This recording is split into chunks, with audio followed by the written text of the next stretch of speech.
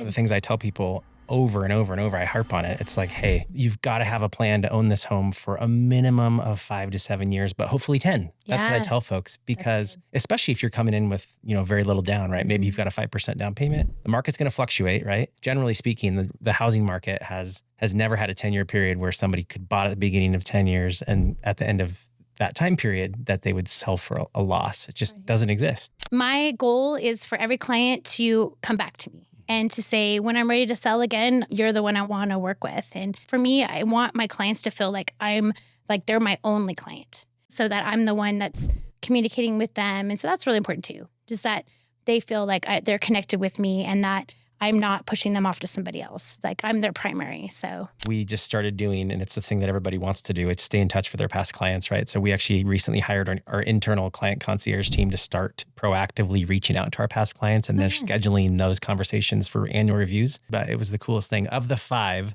3 of them had bought a home with down payment assistance with me back in 2020 or 2021. Okay. And all 3 of them, I kid you not, all have now more than $100,000 of equity. That's amazing. Isn't that crazy? That's really cool. That is such a cool story. Yeah.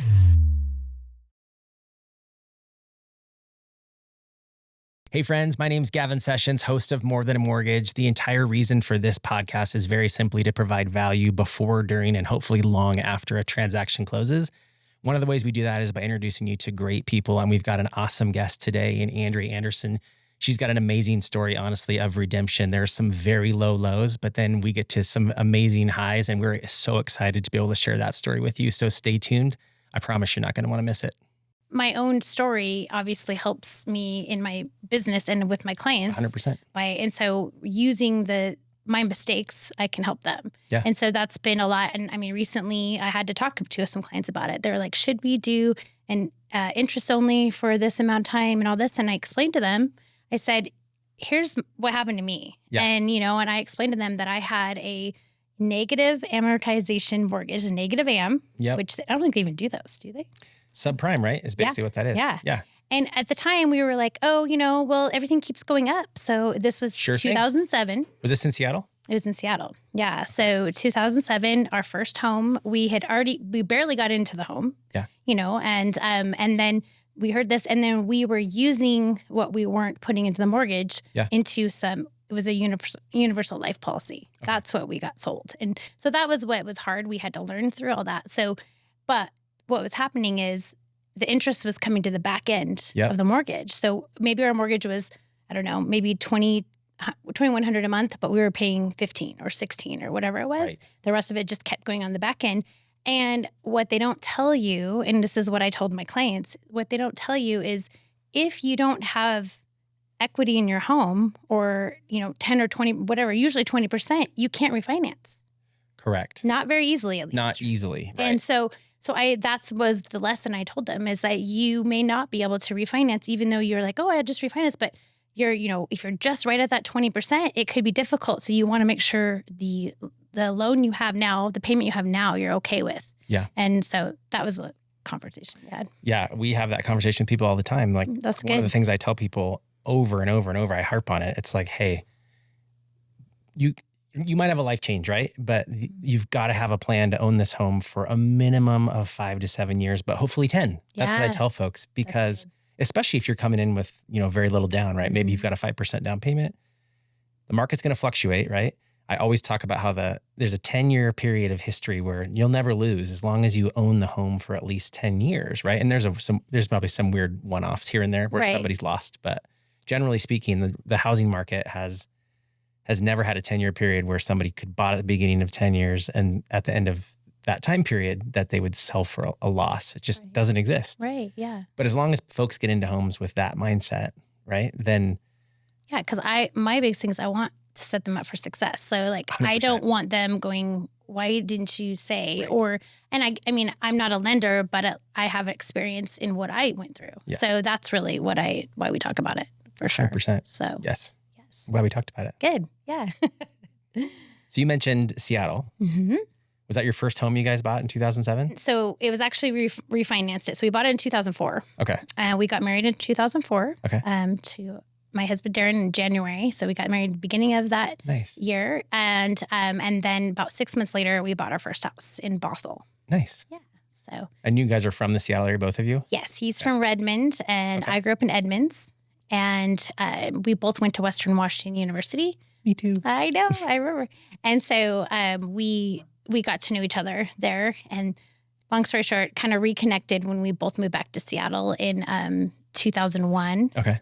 And then I was gone for a year.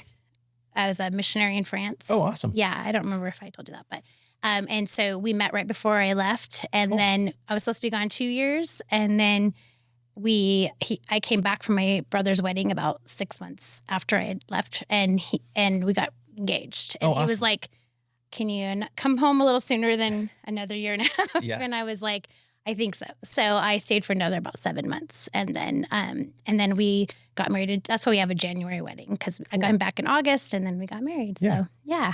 So what organization did you go to France with? It was called Greater Europe Mission, called GEM. Never heard of it. Yeah. There's a lot of them. I mean, honestly, at the time I was 26 and when I started and I just had this kind of pull in my heart that I need to do some missions. Like we had, where the church I was going in Edmonds, they had like 4 weeks of missionaries coming to the church and talking about it. So I just was like, my desire was to be married. I mean, I really just wanted to be married, sure. But that wasn't where God had me at that time. Mm-hmm. So I was like, okay, well, I'm 26. And, this feels like something I really want to do. I had did a study abroad in Greece in 1997. So it feels like a really long time ago.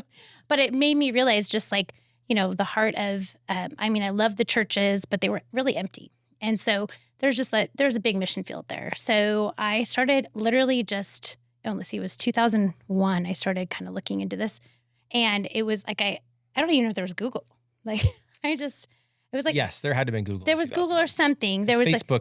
Do you remember? I think Facebook launched right around that same period of time. So. Yeah, I don't think I had it yet for sure, but there was some anyway. So I started research like what European missionary, and that was how I came across it. Yeah, and now I know that you can also find really bad ones that I was very lucky. And obviously it was God helping me guide me through that, but that I found a good one, a good company that I ended up going with. Anyway, so I spent most of that time in France and I worked with, it's called a Black Forest Academy. It's a school for kids that parents are missionaries all over the world. Okay. And the kids are at this in Germany. It was right across the border because I was like between Switzerland, Germany, and France. I was like 15 minutes from the borders.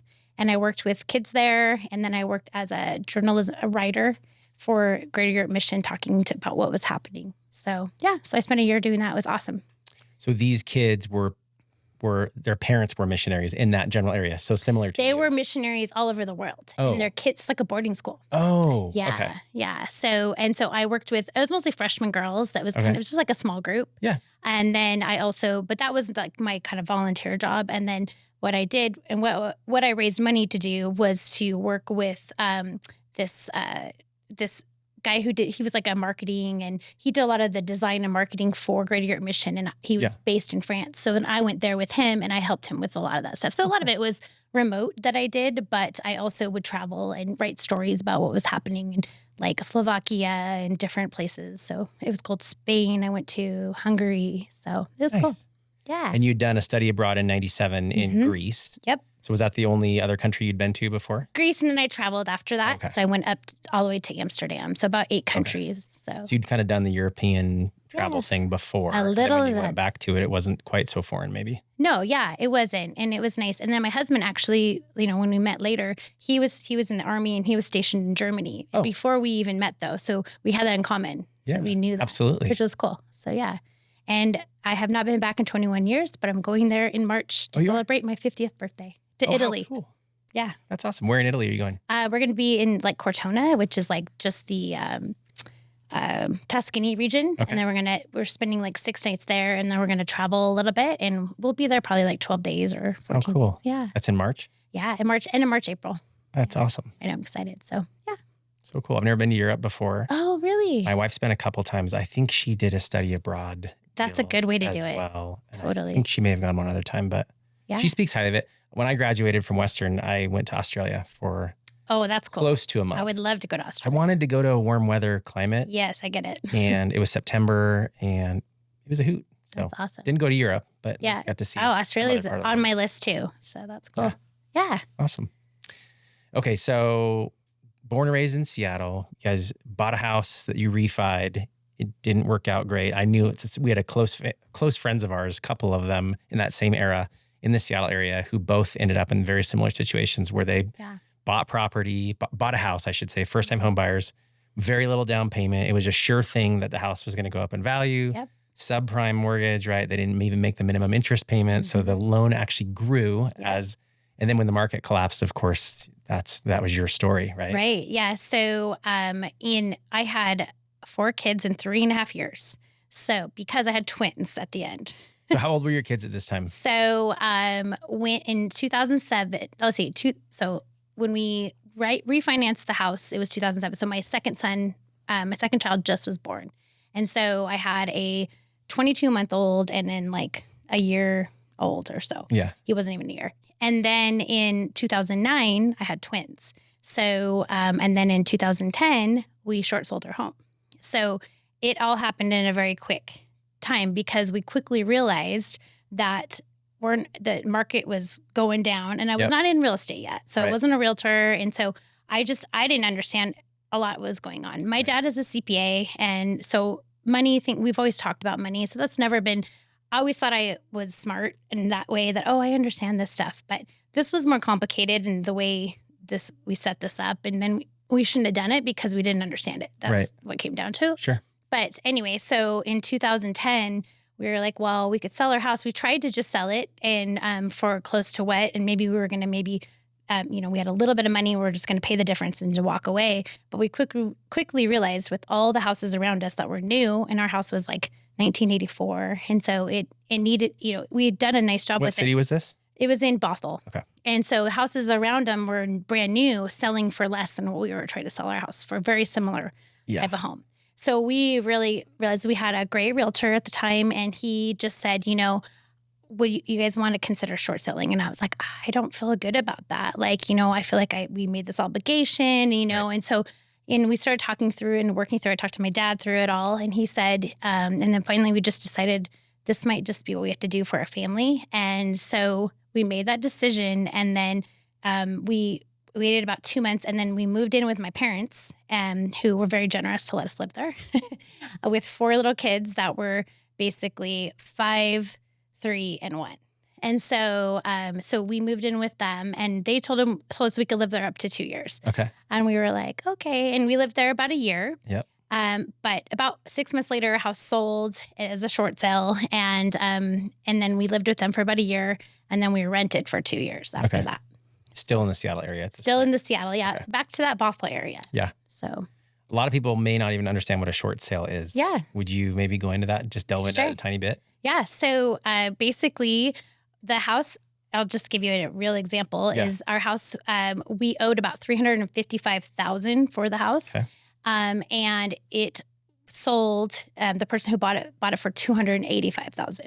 So we owed more than what, and that didn't count commissions or any of that. Right. So that we owed more than what what we could get for it, basically. So that's why it was a short sale. It was less. And so the bank, we did have to pay back some. And honestly, I felt okay with that because you can either get it totally forgiven or you pay back some. And we ended up paying a couple $100 a month because that's all we could afford at the time. Yep. My husband was the only one really working because I had 4 little kids. So I was home with them. And so we spent, I think it was a 5-year commitment until we moved to Boise. Okay. We paid it off right when we moved here. So, yeah.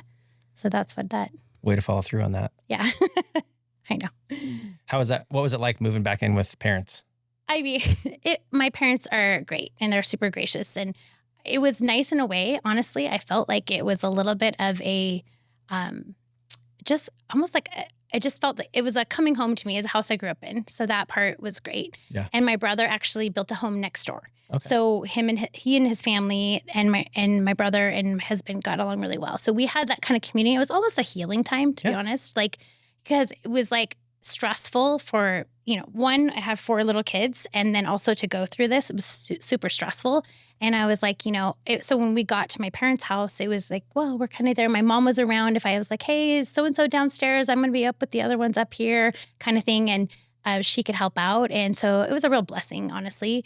And my husband, his name was Darren. He was very good about it, because some of the time he would work from home and then he would commute into Kirkland, is where he worked. And so he was the one that had to kind of deal with his in-laws and do it all. And he did a good job. And so, and we all got along really well, and it worked out well. So if you look back on that season now, was it like a good season, a good memory, would you say? Now I see it as a good memory. I didn't probably up until 5 or 6 years ago. Okay. So it took a while. It took a while. I mean, actually I would say it was a fine memory, but just, I didn't realize the lessons and why I went through that until probably the last 5 or 6 years. Now I understand a little bit more now that I'm in Boise, because that was a really pivotal point to get me here. Yeah. And I don't want to assume that I have any exposure to what you guys went through during that season of life, but I often think, like, what's the worst thing that could happen, right? If you think about it. Oh, well, that's funny you said that, because that's exactly what I said. So I think I was honestly really humbled, because it was hard. It's a humbling thing to, quote, lose your home. Oh, yeah. I mean, to go through that and feel like you failed and made a huge, like, what did we do here? So I remember a couple years prior to us going through this, sitting in my home and thinking the worst thing that could happen to me would be to lose my home. I mean, that is such a stupid thing to think. Like, so this the was recently. Worst thing. No, at that time, okay, in that 2 season. years. Sorry, 2 years prior to that happening. Yeah. That would be the word. Like, hearing from somebody else, they went through it, because short sales were starting to happen. Mm-hmm. We were later in that process in 2010, where a lot of people were 7, 8, 9. Yeah. And so I remember thinking to myself, but like, to think that, and like, I have 4 little kids, like, something happening to them is really the worst thing. But in my mind at the time, it was. And I remember literally thinking that to myself, in our house, and then it happening, like, and God humbles you, right? 2 years later, this is what's happening. And so that part was really, it was a hard lesson at the time, of course, Very. Yeah. So that was a hard process for sure. Yeah. It's crazy. We think about the worst thing that could happen to us, and it's usually something to do with our pride, right? If we think about it, right? Exactly. It's probably not something that happens to a family member or something that happens to us physically. It's usually just some pride wound that we'd be so fearful of because of the pain, emotional pain of having to go through that. So. For sure. Exactly. Yeah. My parents lost their house here, actually, it would have been right around that same period of time. Really? They were on the front end of the migration. They moved here in 2008. Yeah. And bought a beautiful home, came from Seattle. We made fun of them for 8 years, very respectfully and lovingly. Like, why would you guys move to we're in Boise, Idaho, by the way. If anybody's listening and doesn't know that. And and rocking a hard place. Push came to shove, and there's a very long story, but they started the modification process, and there was responsibilities on certain parties, and some folks just kind of didn't do what they were supposed to do, and then they ended up losing the house, right? And they lost it in a foreclosure, and so. I mean, it's a really incredibly hard thing, and like you said, it's a pride thing, a lot of it, and I'm 100%. Sure no one sets out to foreclose on their home or short sale their home. Like, you don't set out to do that, and so circumstances happen, of course. But yeah, so it was a humbling thing, but it really has helped me, I think, because I wasn't even thinking real estate at the time. I was actually an event planner at Children's Hospital in Seattle before I started working. Before I was home with my kids. So that's what I did with them, and fundraising and things like that. Yep. So that was never, real estate was so far from something that I thought I was going to do. So.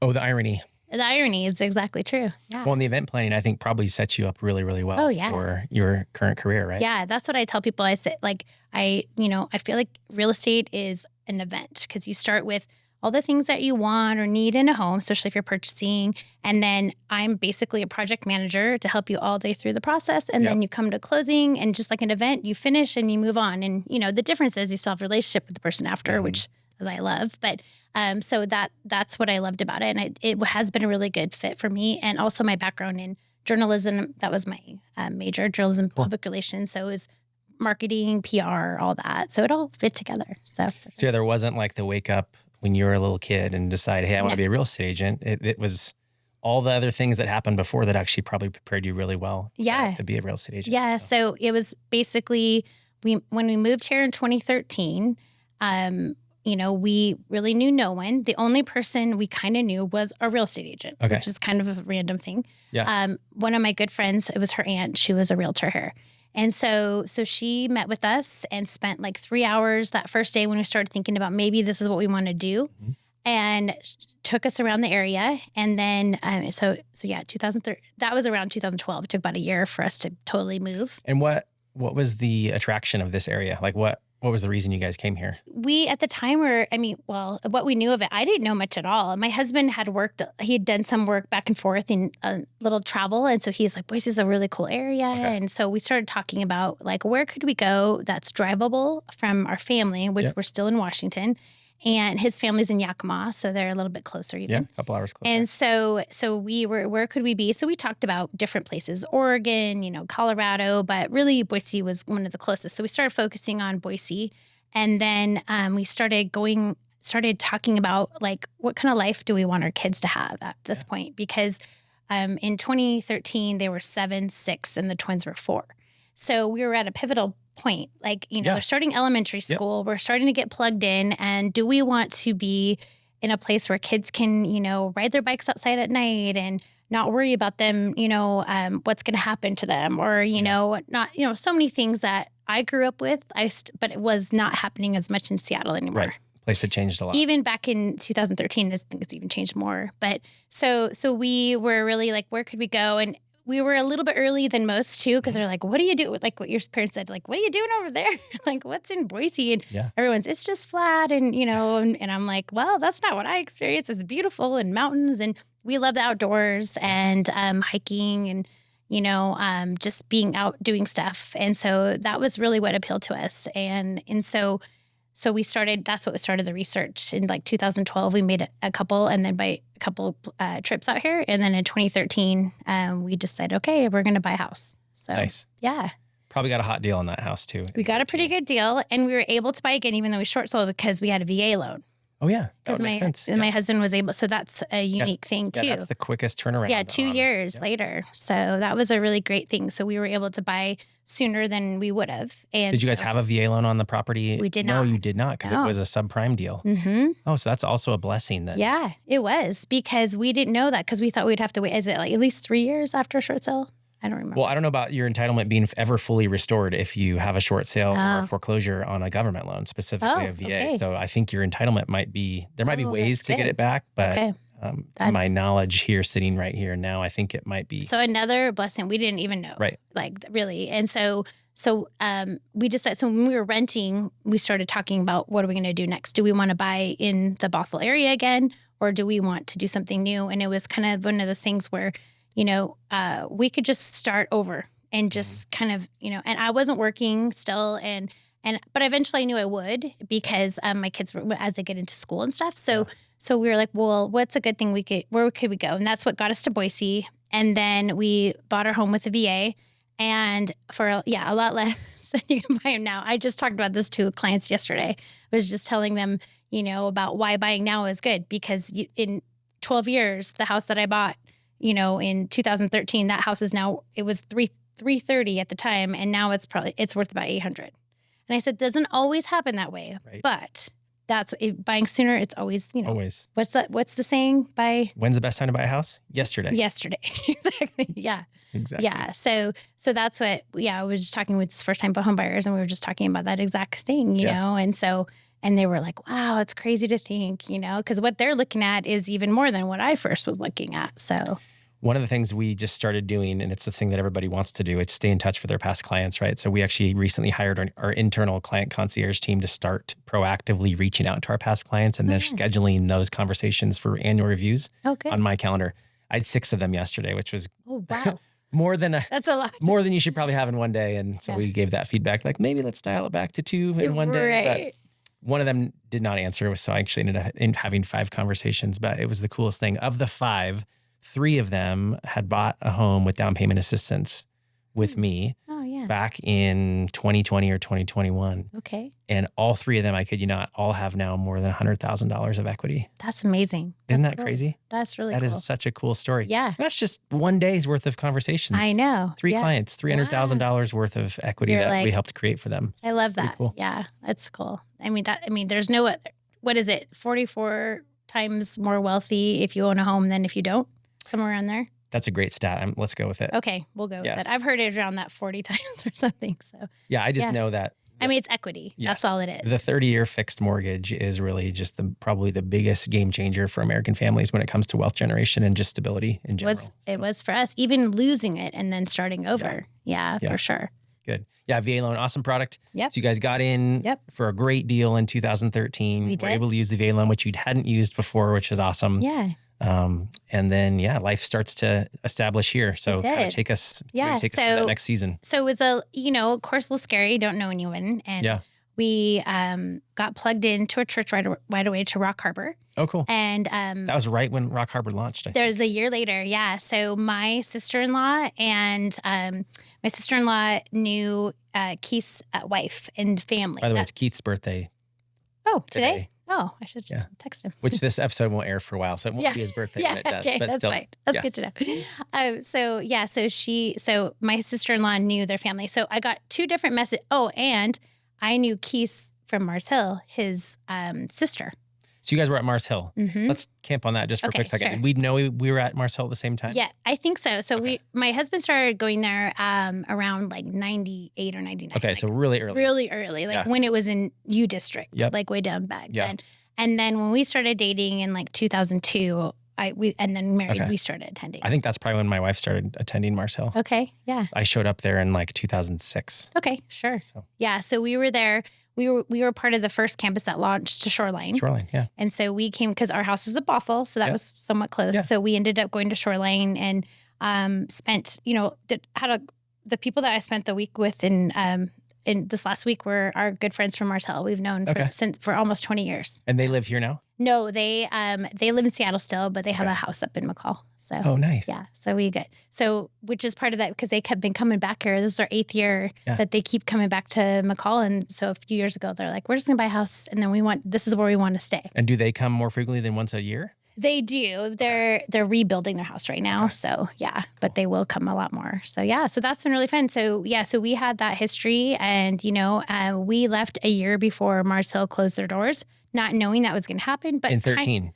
So we left in 13. 14 is when they closed their doors, and it was it was a hard move in that too because we had a really close community and I really loved and that was a really hard thing to understand. Like, why do I feel like we need to go and do this when we have this great community here, but there was these other things telling us like there's something more that you need to, and I didn't understand that. And I remember even writing in my journal like a couple months after we moved, like why I know there's a reason. I don't quite understand it, but I know that the Lord's got this. Like whatever it is, I'm just going to trust it. And so that's kind of what I just remember trusting it. And then I've seen it now. I know why. Mm-hmm. Sure. But it took a bit. Now we're 12 years later. So I've learned, I know it's crazy that we're 12 years. Well, and another cool blessing, like you guys showed up at Rock Harbor, right? When it was launching. Yeah. There would have been just hundreds of people or less than that. Just under 500 people. It was like 400-ish people. Which is actually probably a big church relative to the United States. It's fairly big, but not what it is now. Yeah. And so got plugged in. The nice thing about Rock Harbor at the time is they knew our history and the fact that we had been really involved at Mars Hill. Yeah. And they just let us be and not say, get us involved and make us do a bunch of stuff. They were really good about, I ended up helping out. I got paid like $10 an hour to help with kid check-in and organizing. And I did that. So I was part of the staff for about a 6-month period right before I started real estate because I didn't know what I wanted to do. So I helped out doing that. And then they were really great. And they were such so my first transaction was from a woman's, it was her mom she worked children's ministry there. So I got, they sent me a lot of business over time, which has been awesome. They're really sweet. So we were there for 8 years. And then when Redeemer launched, we went to Redeemer, which was now almost 3 years. So it's been really good. So but so back to real estate. Yep. So in 2013, when my kids were about 2014, so we were been here almost a year, and my twins were starting I had my son in kindergarten. So let's see, my twins are starting kindergarten, and then I had a first grader and a third grader. And so I was like, well, I have kids in school now. What do I want to do? Yeah. And I'd always been like, because people, once you move to Boise, everybody wants to know about it and wants you to tell them like, why did you move and what is this about? And so it's a real head scratcher, right? Yeah, a lot of people reached out, and then when you're doing pictures of the beautiful mountains and then the snow and then very intriguing. Yeah, so I had people reach out, and one gal was like, and I had been doing some she's like, we really like this house. Can you take a video of the street? And that's kind of what I started doing. And I was like, sure, and I was telling her about the different neighborhood, and she goes, have you ever thought about doing real estate? I said no. So this could have been a client of yours. Yeah, she was just a friend from back in Washington. Correct. Yeah, and so she was just asking questions and wanted to know the area. So I was just like, oh, I'll take a little video of that for you and all this stuff. And she asked me that, and I was like, no, I don't think so. And then I started thinking about it, and so I was like, I'm going to start talking to some agents and just ask them a lot of questions. Mm-hmm. So I met with some great agents and some top. They're still great agents. 11 years later, I see them, and I picked the good ones to talk to, and I started asking them questions and saying, what would it look like to do this? And I went back to my event background and kind of told them about what I do, and they're like, oh, I think you would be great. And that I say that and I now know that you don't want to say that unless you really think someone's going to be great, because it is a hard business. And so I don't want to over encourage somebody to struggle, because you struggle regardless, but can you get through it and pursue it? So, and persevere is what I meant through it. So I think that, so once I started talking and I got a lot of encouragement, I was like, well, I'll try real estate school and I'll do it, and my mom's motto, my parents always would say, you need to finish what you start. Yeah. That was always something. Finish what you start. Like cleaning out my room. Finish what you start. So when I was doing it, I'm like, I'm gonna do this. I'm gonna do it fully and just go for it. And thankfully, my husband was able to support us he'd been supporting us. So we were like, this will be kind of our extra money, and maybe we can do a little bit more with it if I make some money. And so my husband always said, you always are so involved and busy anyway. You might as well make some money doing it. And so I was like, oh, because you would, and I really truly would do it if I didn't get paid. I really enjoyed it that much. I mean, I need to get paid, but if I didn't have to, I would still do it. That's awesome. Really enjoyed it. And so started off doing it, got my license, took 6 months before I got my first sale. And that was hard. I was like, oh. I wonder what that is on average. I hear that from people, but I would hear from other people that would have 1 or 2 sales right away. And then they wouldn't have one for months. I wonder if there's a culture of people getting licensed because they have a friend or family member that wants to do a transaction, right? And so they would quickly get through and go to school, get their license, so that they could do that deal. Yeah, that's true. But then it would because I think you don't realize how much you have to keep doing after that. It doesn't just come to you. And I think also the challenge I had is I only lived here a year. Yeah. And so I didn't have a community really. And so, I mean, I had a small community, but I didn't know everybody. And so I really started over. So when people say well, I didn't know anyone, I can't do this. I'm like, it's true. It's hard, but you can. Yeah. Yeah. I love what you said. And let's just rewind for just a quick second. You don't want to encourage someone to do something that they may not be a great fit for them, or they're just going to really struggle. So I think that type of wisdom is super smart. And I think it takes boldness to be able to actually be honest with somebody to that degree. Maybe this isn't a great fit for you. It's hard. And, and I feel like it's funny because one of my associates, she calls me a bulldog. And I was like, I don't think I'm a bulldog. She goes, it's not a bad thing. She's like, when you have to, you will speak the truth or stick up for your client or whatever it is. And I said, she goes, but bulldogs are sweet and fun, but when they have to, they're going to stand their ground. And I was like, oh, okay. But I think it doesn't really help anyone if I'm encouraging into something that if I don't see that they could maybe do well in it or they need different tools. So I want to be able to help them, do that. And that's a lot I do with agents is just, I get calls all the time. Just, I'm not officially a broker, although I'm taking my broker's test on Friday, which that's right. Yes. You mentioned that. Yeah. So I've been studying for that. This coming Friday. Yeah. And you've not taken it before. No, I have not. So maybe cut that out if I don't pass. No. No, we're going to assume you're going to pass. I'm kidding. I'll let you know. When this episode airs, hopefully we can. Yeah, that'd be awesome. High five that. Yeah. So, I'm not going to encourage anybody if I don't think that they're I want to be successful. That's what it comes down to in anything, right? You don't want to make the, even houses, like finding a house, like someone that I don't want to force them or say this is the house, if they don't feel right about it, that doesn't help anybody. So it'd be like me trying to tell my 14-year-old son to become a professional organizer. Yeah. It's not going to work. Yeah. Buddy. It's not going to work in there. Yeah. And you wouldn't want it, and he wouldn't want to do it anyway. Yeah, it's true. That's true. All right. So now that we've kind of gone through a lot of the transition and you decided you wanted to become a real estate agent, and would you say that has been successful for you? I'd say yes. Yes, it has, and you're definitely. Going to take a broker's license test on Friday. So hopefully we can celebrate that. But tell us maybe a little bit about what your life is like outside of real estate. What are your passions? What's it like? How old are your kids these days? Yeah. So my oldest is 19, daughter. She's at Boise State. And so she's in her sophomore year. She's living in a rental that we bought cool. about 4.5 years ago. So we're actually working on, we just got windows on it. We're going to paint it. We're physically painting it ourselves. I don't know why we're doing that, but we are. So redemption story again, right? I mean, short sale the home in the last 10, 12, 15 years. Yeah, 2010. Yeah. So 15 years. Yeah, 15 years. Yeah. And now not only have you guys bought and sold multiple homes for yourself, but now you have a rental property as well. We have a couple rentals now, two full-time rentals. That's and then awesome. A cabin. So she's she's studying nursing. So she's hoping to get into nursing school. So that's her next thing. And then I have a son who is a senior. He's 18 at Eagle High School.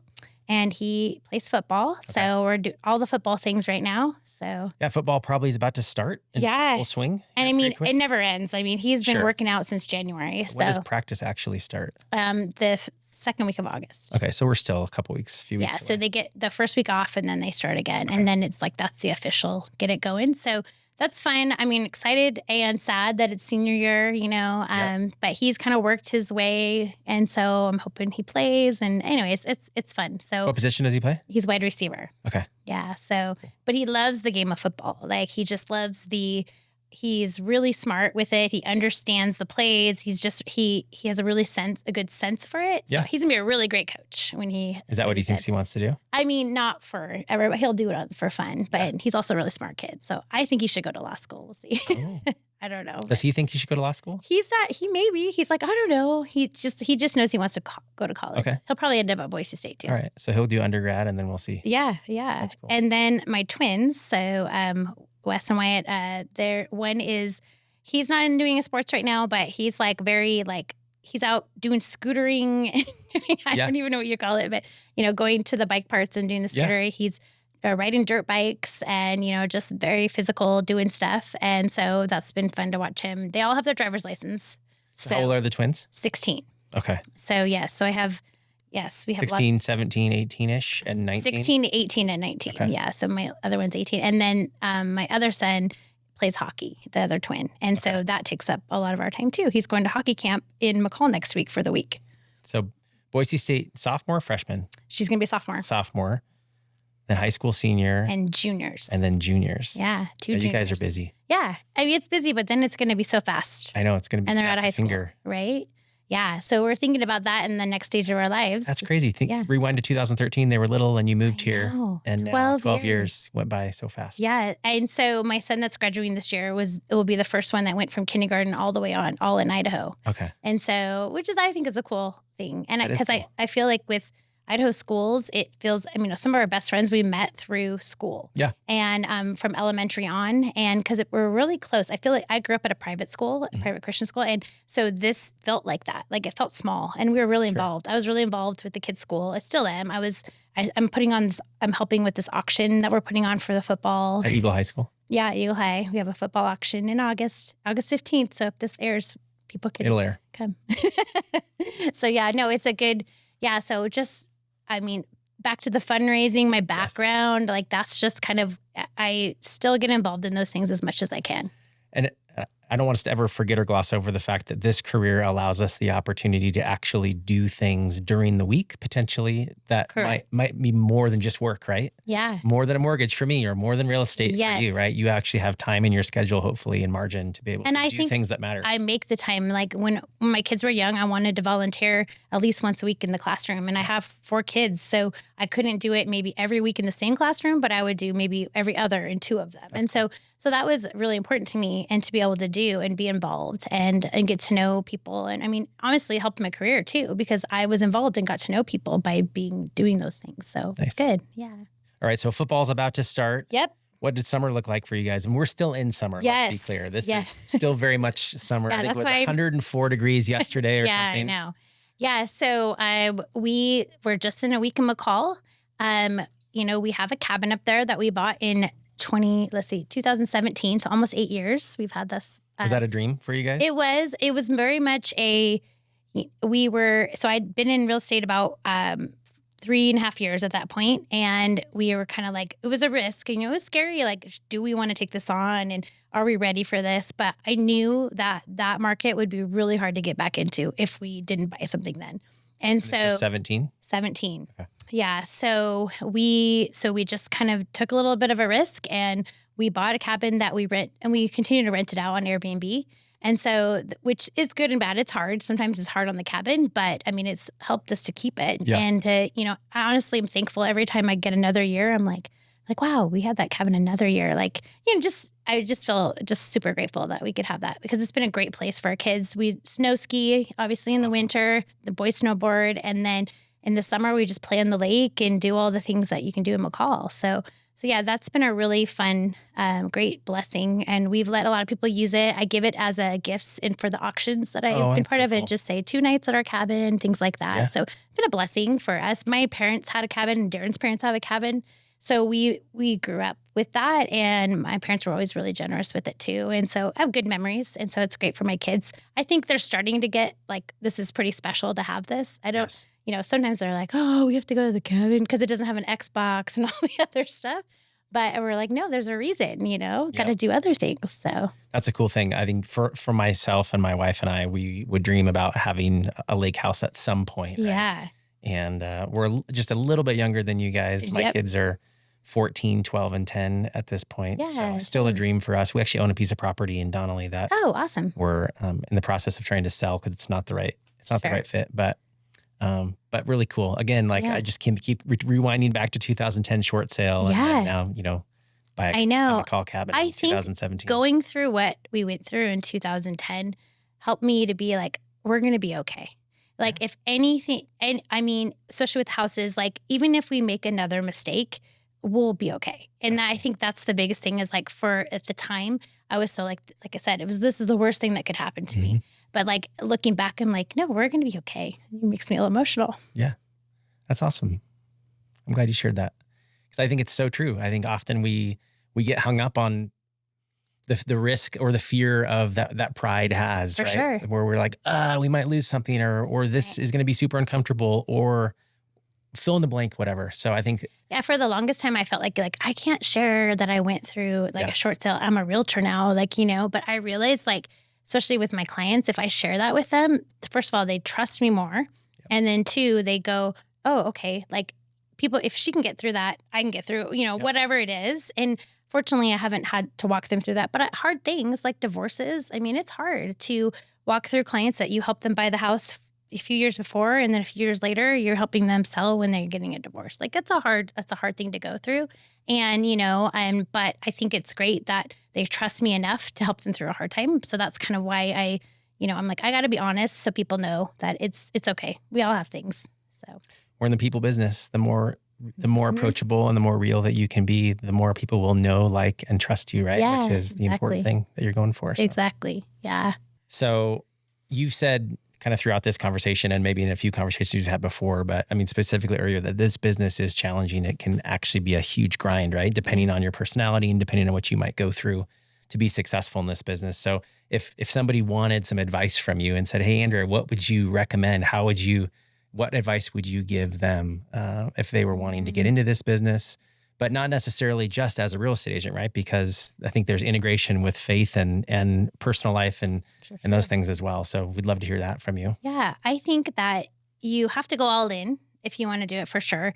It's hard to do this job part-time because you either are part-time and you're going to stop working or you're going to move into full-time, because if people like you, they're going to keep using you and keep referring you. And I want to be the one they contact and kind of come back to. So that's what you keep getting busy after that.